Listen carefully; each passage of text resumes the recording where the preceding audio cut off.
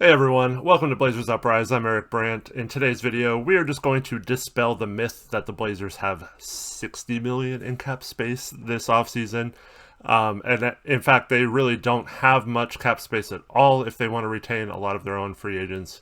So I'm just going to quickly go through why that is and kind of show you the different options they have. The normal video I do every offseason, breaking it down even further, will be after we know which draft picks we specifically get, whether we get the New Orleans pick to convey or whether or not the Blazers move up in the draft lottery kind of affects cap space as well, because first round picks also carry a cap hold against your salary cap situation in the offseason. So that is going to be dependent on those picks, and we'll talk more about that on a later date. Now, not including the partial guarantee on Eric Bledsoe's contract, the Blazers actually have 7 guaranteed contracts for next season.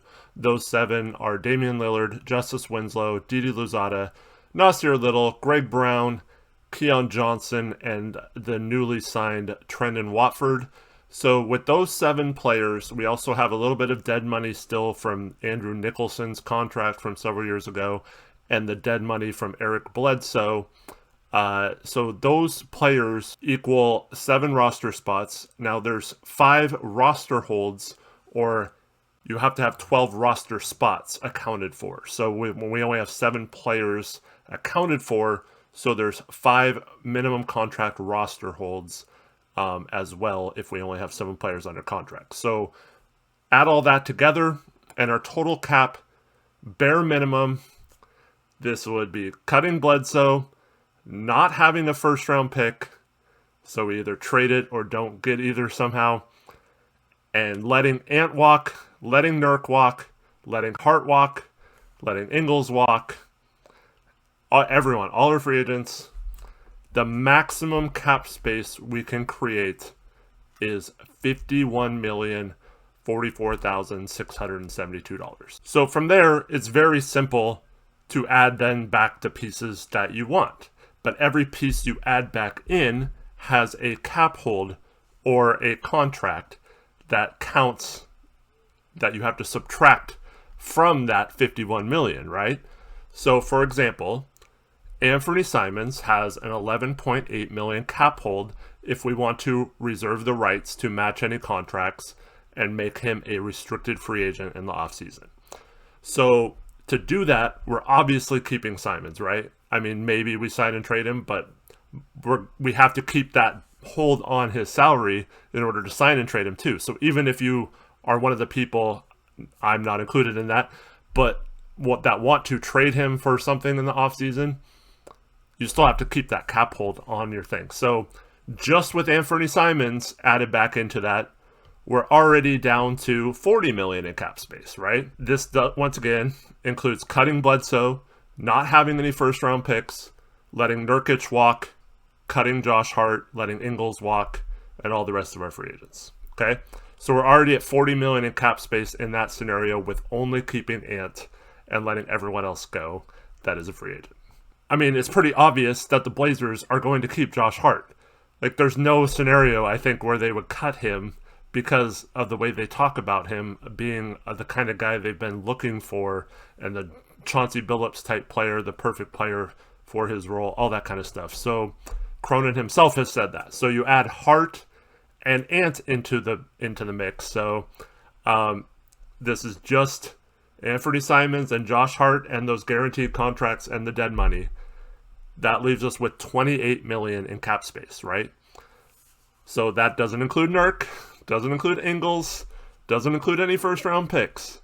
So if you want to keep Hart and Anthony Simons, which is beyond logical, that's the most realistic thing we're going to do, right? We only have 28 million in cap space. Now, they can probably find a way around that. Maybe they trade some of the guaranteed contracts and maybe clear up just a few $1 million, but there's not many contracts that people would want on there. So you're pretty much looking at letting Nurk walk, not having a first round pick, and you can maybe get close to a rookie maximum contract. So like a DeAndre Ayton, a Miles Bridges. But you would have to cut Nurk's salary and like I said, create just a little bit more space to make that happen. And then at the end of the day, Phoenix or Charlotte in that case could just match, and we would have lost the bird rights to Nurk because we would have had to give them up. In addition to that, we have the following trade exceptions from the trades we made at the deadline.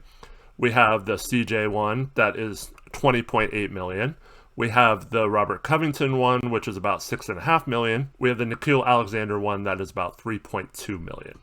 So if you use any of that cap space, that $28 million, we lose those trade exceptions too. Long story short, it would make more sense to have our first round pick, have Nurkic, have Ant, have Josh Hart, and use those trade exceptions as basically cap space. So you can use them in sign-in trades, you can use them in actual trades. Now we have to attach assets most likely. I mean, some teams might give you assets to take a player, but so if you use that cap space, that $28 million, we would have to renounce all the cap holds. The trade exceptions are a cap hold.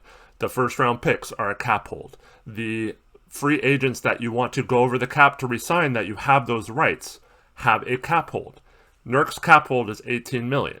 So all these things add up to basically the bottom line being the trade exception of $20.8 million is still probably going to be greater than any cap space we can create. And on top of that, losing Nurk, Anthony, Hart, any combination of those players, and not getting our first round pick or having to trade that pick, all combined just to create that cap space that's barely more than that 20.8 trade exception, it makes no sense in my mind. So I'm looking at it this way. We have about 20.8 million in cap space because of that trade exception. And anything more than that, you have to start getting rid of players that are useful players or part of our at least 6 or 7 man rotation in the case of Anthony and Josh Hart and Nurkic. And 2 of those 3 are likely starters next year on this team. So to create any more than that 20.8 million in cap space, that's pretty much what you'd have to do.